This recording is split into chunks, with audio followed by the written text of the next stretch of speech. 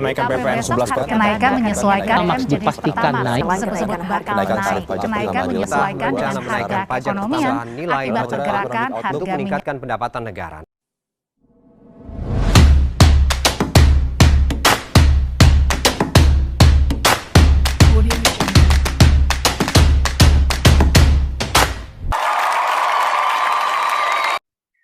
Melonjaknya harga produk dan bahan pokok pada tahun 2022 ini membuat masyarakat mulai panik. Harga bahan pokok dan LPG sedikit demi sedikit mulai naik. Harga yang naik turun membuat masyarakat bingung lantas apakah pemerintah sedang melamun. Kembali lagi bersama saya Ajun di Mata Ajun. Pemirsa, akhir-akhir ini masyarakat dikejutkan dengan kenaikan produk yang disebabkan oleh kenaikan pajak, kenaikan harga bahan bakar minyak seperti Pertamax yang disebabkan oleh harga minyak dunia yang melambung. Kenaikan ini disebabkan oleh buntut invasi Rusia dan Ukraina. Kenaikan produk ini sudah diprediksi sejak lama dan sudah dapat diprediksi. Untuk itu, saya akan mengundang pakar statistik dan pakar ekonomi untuk memberikan komentar terkait kenaikan harga produk ini. Kita akan terhubung yang pertama dengan Bu Nabila selaku pakar statistik. Bu Nabila sudah dapat terhubung dengan kami? Halo Mas Ajun, apakah suara saya terdengar? Ya, sudah dapat terdengar. Baik, Bu Nabila, ya dapat memberikan komentar dari sudut pandang statistik. Baik, terima kasih atas kesempatannya moderator. Dalam bidang bisnis perlu adanya data dan analisis statistik. Secara umum, statistik adalah kumpulan data dalam bentuk angka maupun bukan yang disusun dalam bentuk tabel atau diagram yang berkaitan dengan masalah tertentu yang kemudian dianalisis dengan metode statistik sesuai kebutuhan. Jika kita menggunakan analisis statistik, ada beberapa manfaatnya untuk bisnis kita. Yang pertama, memberikan dan menjelaskan data bisnis beserta informasi yang benar, kemudian menarik kesimpulan dari populasi yang besar, merumuskan perencanaan sebagai alat kendali, dan sebagai dasar untuk evaluasi hasil kerja. Kemudian kita dapat membuat perkiraan yang dapat digunakan untuk meningkatkan proses bisnis. Nah, bagaimana sih cara kita untuk memperkirakan? Kita dapat menggunakan metode forecasting. Hal ini dilakukan dalam upaya untuk meminimalkan kesalahan-kesalahan yang terjadi dalam perencanaan.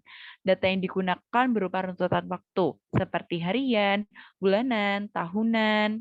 Nah, selain itu, kita harus melakukan beberapa persyaratan untuk menggunakan analisis ini, seperti membuat plot penjualan produk, mengidentifikasi kestasioneran, dan jika data sudah stasioner, kita mengidentifikasi kembali pada plot ACF dan PACF, terus kemudian menentukan model terbaik, dan kita baru bisa melakukan forecasting data sesuai yang kita butuhkan, seperti 5 bulan ke depan, 1 tahun ke depan, 10 tahun ke depan. Begitu Mas Ajun.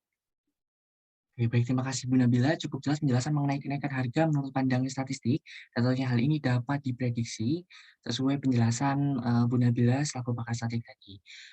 Nah, selanjutnya kita akan mengundang pakar ekonomi untuk memberikan komentar karena ini lebih ke bidangnya untuk menanggapi mengenai faktor-faktor kenaikan harga. Kita akan terhubung dengan Bu Alisa. Halo Bu Alisa, selaku pakar ekonomi. Halo Mas Ajun, apakah suara saya sudah terdengar? Sudah terdengar. Oke Mas Ajun, terima kasih atas kesempatannya. Jadi dari sudut pandang ekonomi, peningkatan penjualan produk merupakan suatu hal yang sangat mendukung tujuan bisnis, yaitu menghasilkan tingkat produktivitas yang tinggi. Faktor-faktor yang mempengaruhi produktivitas penjualan produk antara lain, yang pertama kondisi dan kemampuan penjual. Di sini penjual harus dapat meyakinkan pembeli agar tercapai sasaran penjualan yang diharapkan, seperti karakteristik produk yang ditawarkan dan harga produk. Masyarakat memang lebih suka dengan harga produk yang murah, tetapi jika kualitas yang ditawarkan kurang baik, maka masyarakat akan lebih memilih membeli produk yang harganya sedikit lebih mahal, tetapi kualitasnya baik. Faktor yang kedua yaitu kondisi pasar. Adapun faktor yang mempengaruhi kondisi pasar yaitu salah satunya kebutuhan, seperti contohnya minyak goreng. Minyak goreng memang menjadi kebutuhan rumah tangga sehari-hari, jadi tidak heran lagi penjualannya mengalami peningkatan. Dan faktor yang terakhir yaitu faktor lain. Faktor lain di sini seperti periklanan, promosi, pemberian hadiah, atau giveaway, dan lain-lain. Pada dasarnya, promosi merupakan suatu bentuk komunikasi yang dilakukan penjual untuk memperkenalkan produknya kepada pembeli. Tujuan utama dari promosi yaitu menginformasikan, mempengaruhi, membujuk, dan mengingatkan pembeli akan keberadaan suatu produk tersebut, sehingga ketertarikan pembeli dapat meningkatkan penjualan suatu produk. Jadi seperti itu, Mas Ajun. Terima kasih Bu Alisa selaku pakar ekonomi telah memberikan tanggapan, dan terima kasih juga kepada Bu Nabila selaku pakar statistik sudah memberikan tanggapannya. Terjawab sudah kenaikan harga produk menurut pandangan statistik dan ekonomi. Pada dasarnya sebuah harga bisa diprediksi kenaikan dan penurunannya, dan juga beberapa faktor tak terduga dapat menyebabkan kenaikan harga produk tersebut. Terima kasih pemirsa sudah menyaksikan Mata Jun hari ini. Kami tutup acara ini dengan penjelasan mengenai forecasting kenaikan harga produk untuk memperjelas informasi yang disampaikan. Terima kasih, saya Ajun mewakili kru yang bertugas. Sampai jumpa. Assalamualaikum warahmatullahi wabarakatuh. Saya sebagai perwakilan dari kelompok 7 dan 14 dengan anggota kelompok kami sebagai berikut akan mempresentasikan tugas analisis runtun waktu kami dengan judul Penggunaan Pendekatan Model Arima Non-Seasonal untuk Peramalan Jumlah Penjualan Produk Mingguan Perusahaan Swasta. Yang pertama, metode dan sumber data penelitian. Untuk metode yang kami gunakan merupakan metode penelitian kuantitatif. Sedangkan sumber data penelitian kami yaitu jumlah penjualan produk mingguan perusahaan swasta. Untuk variabel penelitiannya sendiri, yaitu produk yang telah dijualkan oleh sales setiap minggunya pada bulan Desember 2017 hingga bulan November 2019 yang bersumber dari kaggle.com. Untuk langkah-langkah analisis data dapat dilihat sebagai berikut. Di sini tertera ada 8 langkah untuk penyelesaian tugas analisis runtun waktu kami. Kemudian deskripsi data. Nah, dari output menggunakan software Minitab, diperoleh bahwa rata-rata penjualan produk setiap minggunya pada bulan Desember 2017 hingga November 2019 adalah 153,44 produk. Untuk penjualan terendah adalah sebesar 42 produk yang terjadi pada minggu kedua bulan Februari tahun 2018, sedangkan untuk penjualan tertingginya sebesar 331 produk yang terjadi pada minggu keempat bulan November 2019. Kemudian pendeskripsian data menggunakan time series plot. Nah, berdasarkan blok di atas, ini menunjukkan penjualan produk setiap minggunya itu mengalami fluktuatif naik turun, tapi cenderung naik. Nah, hal ini disebabkan oleh berbagai faktor, sehingga permintaan pembeli itu berbeda-beda. Kemudian dilihat dari plot ACF dan PACF dari data asli.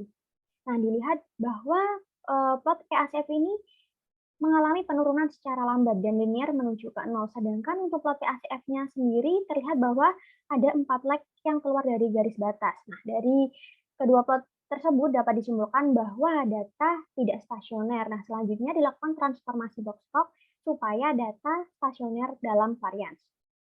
Nah, kemudian dilakukan transformasi box plot diperoleh bahwa nilai rounded value atau nilai lambdanya sebesar min 0,5. Nah, maka dari nilai rounded value sekian, transformasi lambda yaitu menggunakan rumus 1 per akar ZT. Hal ini agar bersifat stasioner dalam varians.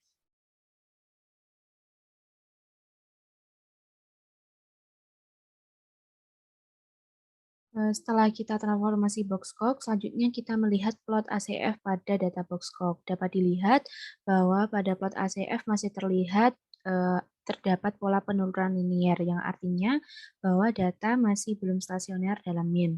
Nah, selanjutnya untuk menstasionerkan dalam min, kita harus melakukan differencing.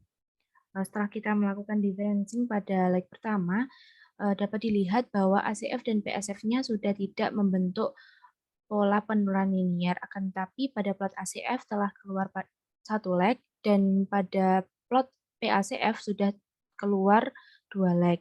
Nah, untuk menguji lebih detail lagi, kita akan menguji menggunakan uji ADF dengan bantuan R. Didapatkan nilai p-value sebesar 0,01 yang artinya data sudah stasioner pada differencing leg 1. Dari plot ACF dan PACF, kita menemukan beberapa model yang mungkin untuk diuji, yaitu sebagai berikut. Untuk pemilihan model terbaik, kita harus memenuhi beberapa syarat, yaitu parameternya signifikan, kemudian MSE-nya kecil, dan residual bersifat white noise, dan juga residual berdistribusi normal. Setelah kita cek, model yang paling baik adalah model ARIMA 210 deterministik, di mana seluruh parameternya signifikan dan MSE-nya kecil, selain itu residual bersifat white noise. Setelah kita uji residualnya juga berdistribusi normal dengan p-value lebih besar dari 0,05. Dari model ARIMA 210 diperoleh bentuk persamaan model sebagai berikut. Karena kita mendapatkan lambda dari hasil transformasi Boxcock sebesar negatif 0,5, maka kita harus mentransformasi yaitu 1 per akar ZT. Sehingga didapatkan persamaan untuk model ARIMA 210 adalah sebagai berikut. Selanjutnya, kita akan melakukan forecasting untuk penjualan produk di sales perusahaan swasta untuk 5 periode ke depan, diperoleh nilai sebagai berikut. Dan nilai ini masih dalam bentuk yang wajar karena masih terdapat pada rentan lower dan upper.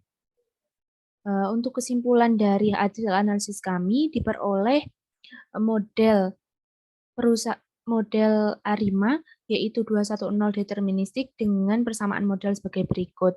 Dan juga nilai forecast untuk 5 periode ke depan masih masuk dalam selang kepercayaan 95%, sehingga hal tersebut membuktikan bahwa model ARIMA 210 deterministik tepat untuk meramalkan data jumlah penjualan produk mingguan di perusahaan swasta.